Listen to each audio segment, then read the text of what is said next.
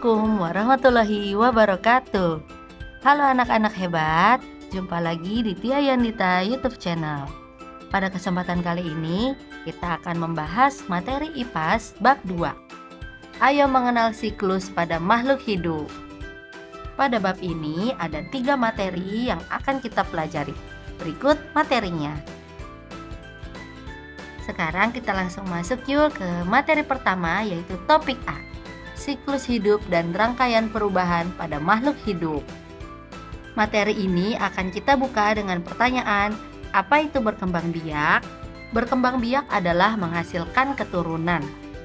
Lalu mengapa makhluk hidup perlu berkembang biak? Jawabannya ada 3. Makhluk hidup berkembang biak supaya bisa mempertahankan keturunannya, supaya tidak punah, dan supaya generasi mendatang masih bisa menyaksikan banyak makhluk hidup. Lalu apa akibatnya jika makhluk hidup tidak berkembang biak?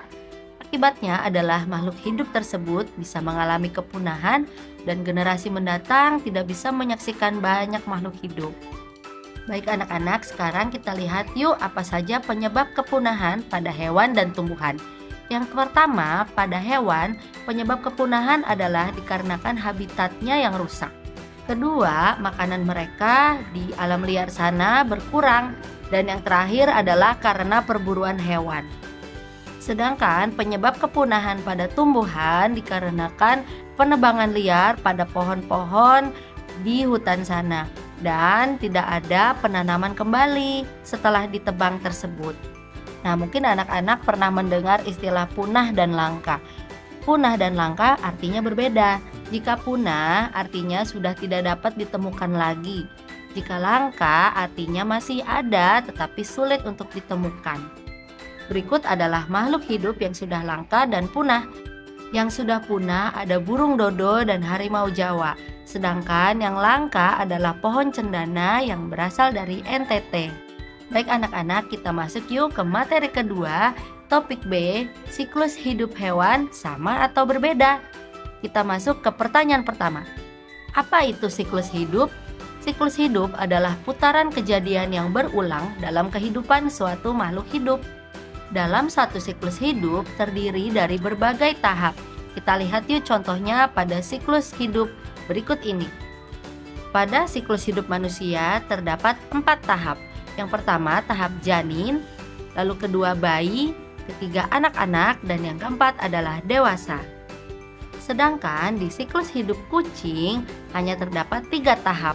Yang pertama bayi kucing, kedua anak kucing, dan yang terakhir adalah kucing dewasa yang akan melahirkan bayi kucing lagi. Selanjutnya adalah siklus hidup tomat. Kalian bisa lihat ada berapa tahapan dalam siklus hidup tomat? Ya, benar, ada 6 tahapan dari mulai biji sampai menjadi tomat lagi. Baik anak-anak, berikut adalah siklus hidup dari hewan ayam, ikan, dan sapi. Diperhatikan ya. Anak-anak, setelah melihat siklus hidup hewan tadi, pertanyaannya adalah, apakah semua hewan memiliki siklus hidup yang sama? Jawabannya adalah hewan memiliki siklus hidup yang berbeda. Dikarenakan hewan memiliki cara berkembang biak yang beragam, yaitu melahirkan dan bertelur. Anak-anak, yuk sekarang kita masuk ke topik C, metamorfosis, perubahan bentuk makhluk hidup. Kalian sudah tahu apa itu metamorfosis? Metamorfosis adalah perubahan bentuk pada makhluk hidup. Metamorfosis dibagi menjadi 2 jenis. Yang pertama adalah metamorfosis sempurna dan tidak sempurna. Pada metamorfosis sempurna, perubahan bentuk pada hewan sangat terlihat. Kita bisa melihat dari gambar, yaitu pada hewan kupu-kupu. Dari mulai telur, ulat, kepompong, dan akhirnya menjadi kupu-kupu, sangat terlihat perubahan bentuknya. Sedangkan pada hewan jangkrik, perubahan bentuknya tidak terlalu terlihat karena dari tahap nimfa hingga menjadi dewasa, bentuknya masih sama. Hanya ukurannya yang menjadi lebih besar. Baik anak-anak, sebelum selesai kita kuis yuk. Lihat dan perhatikan gambar berikut. Hewan kura-kura memiliki metamorfosis jenis apa? Ayo, ada yang tahu? Ya, betul. Kura-kura memiliki metamorfosis yang tidak sempurna karena perubahan bentuknya tidak terlalu terlihat. Dari kura-kura kecil sampai dewasa, hanya semakin besar saja badannya, tetapi bentuknya tidak berubah. Anak-anak, selanjutnya Ibu kasih soal latihan untuk dikerjakan bersama-sama dengan teman-teman di kelas atau dibahas bersama-sama dengan guru. Baik anak-anak, tuntas sudah pembelajaran kita untuk hari ini. Terima kasih ya atas perhatiannya. Jangan lupa di like, share, dan subscribe. Wassalamualaikum warahmatullahi wabarakatuh.